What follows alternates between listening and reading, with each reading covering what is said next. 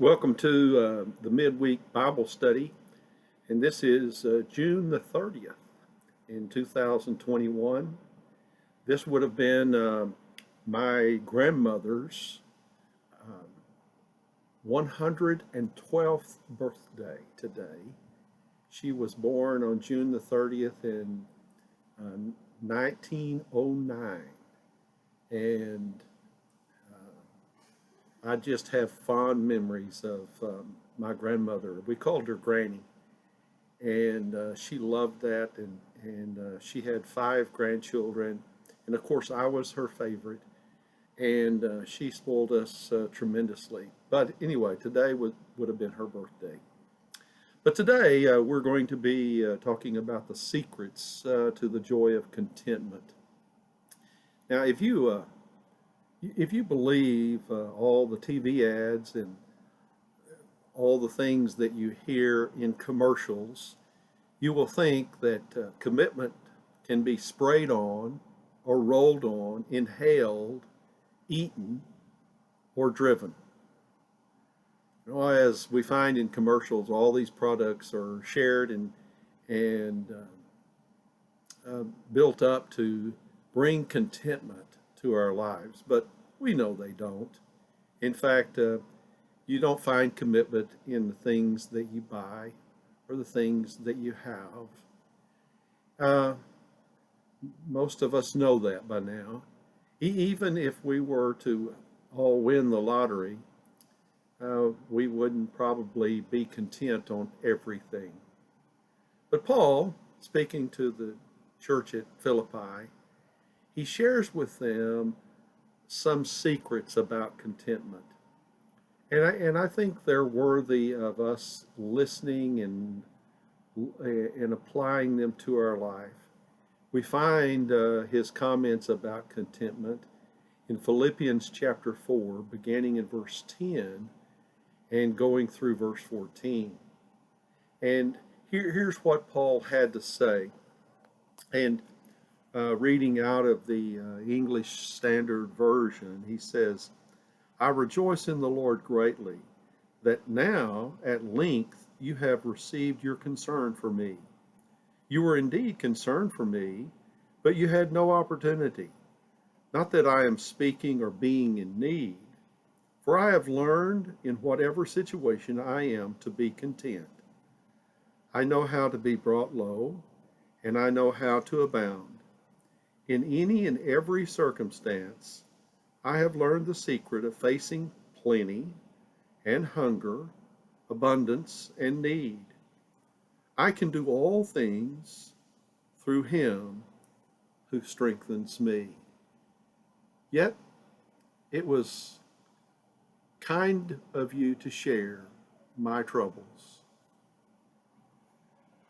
We often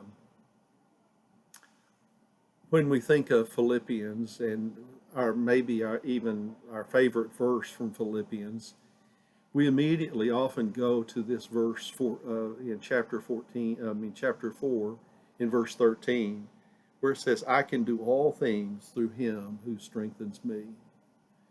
We don't always put that in the context of what Paul was writing. He shares that verse that we claim so often in the context of writing about contentment. And so he has a lot for us to learn and a lot for us to grasp today. And so let's kind of dig in to this. What are the secrets of contentment? I think the first one would be to avoid comparisons. In verse 11, Paul writes, Not that I am speaking of being in need, for I have learned in whatever situation to be content. There's three misconceptions about happiness. One is that I must have what others have in order to be happy. A second is I must be liked by everyone in order to be happy. And the third misconception is having more will make me happy. Those misconceptions are sold to us by Satan in many ways, and we buy in. We buy in and think happiness is having what other people have, or happiness is being liked by everyone, or happiness is if I can just have more, I would just be happy. And so we buy into that. But the problem is with all of that is we have a tendency to make comparisons. We compare our lives to others. We compare what we have with others. We compare our looks to others.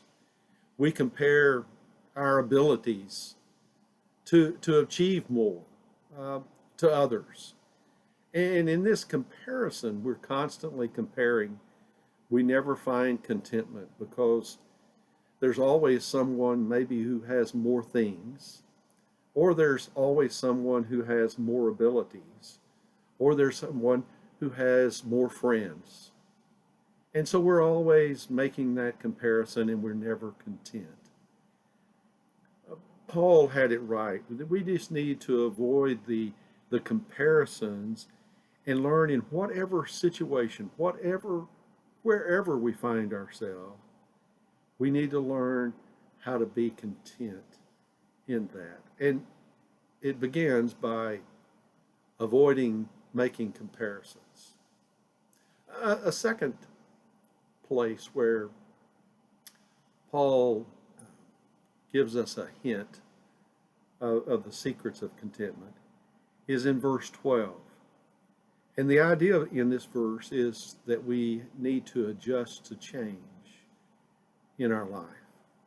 In verse 12, Paul writes in verse 12, he says, I know how to be brought low, and I know how to abound. In any and every circumstance, I've learned the secret of facing plenty and hunger, abundance and need. You'll find in that passage that he has learned that even he learned how to be content when he had a lot, or when he didn't have a lot, or when he was full and had plenty to eat, or when he was hungry. Each of those is basically a change in the situation.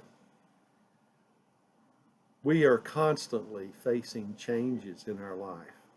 Constantly. Every day we wake up to changes. Changes in our world, changes in our situations that we face. And often in the changes of life, we lose our contentment.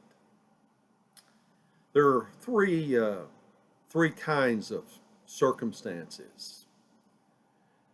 Those I control, and I do. Like the remote for the TV. I can control that. And most of the time I get a chance to control it, except when my grandkids are around. And they control it. But you get the idea. It is something I can grab hold of, and I can control that. There is also those things I control and I don't. And I don't because I'm lazy, or I don't because I choose not to. Those things that I can control.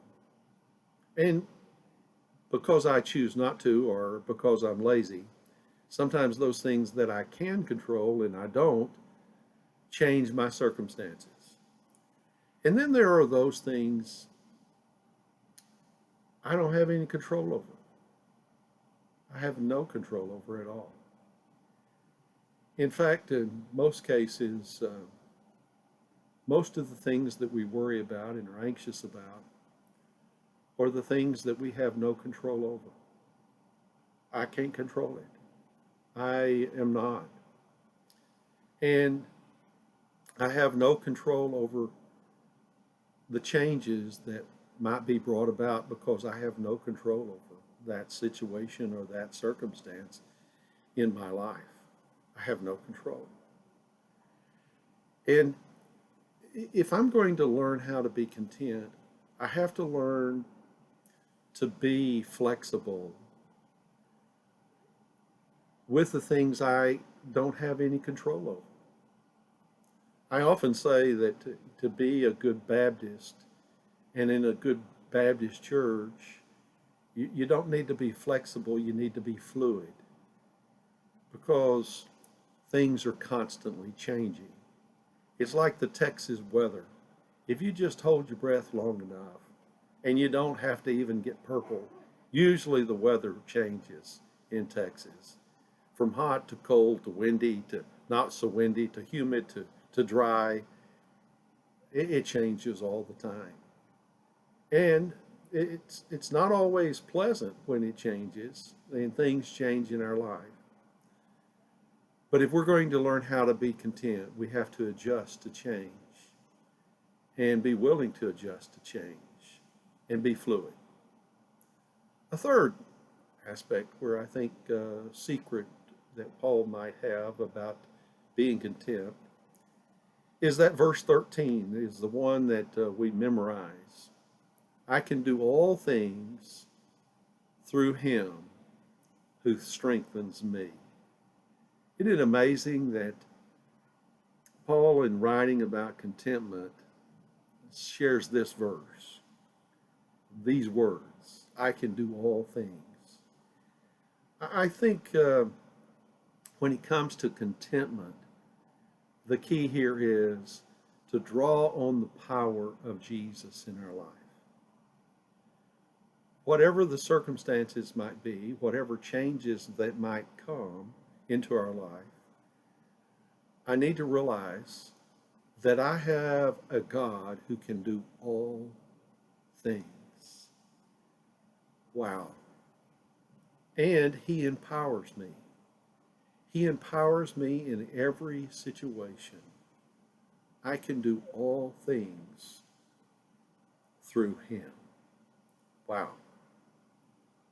It brings me to the last point of where Paul writes it's in verse 19, where he says, and my God will supply every need of yours according to his riches in glory in Christ Jesus. I often like to help people maybe stretch their imagination a little bit. And I ask them and ask each of you tonight on this Bible study to think, go through the New Testament and look at every situation in which Jesus was called upon to do the impossible. And you will find that in every situation, Jesus was powerful enough to handle whatever came about. Whether it was turning water into wine in order that the wedding feast could continue, or be on a fishing trip with the disciples when they're not catching anything, and being able to say, just throw your nets over here on this side, out here in the deep, and catch fish. And they did. Or be with the disciples on the stormy Sea of Galilee and be awakened in the midst of the storm and just say, be still. Jesus was able to handle every one of those situations. Even when the disciples came to him and said, Master, we have 5,000 hungry people here, and there's no place for them to find food. And Jesus took a little boy's lunch, and it became enough. Wow. In every situation, he was adequate. When he is walking with us and walking beside us, we need to trust him to meet our needs. Paul was so right when he says, and my God will supply every need of yours according to his riches, not my riches, his riches, in glory in Christ. We need to trust God to meet our needs. And this helps us be content because we know that he does and can meet our needs. So whatever situation you find yourself in, whatever change that you might be having to go through that maybe is leaving you distraught or worried,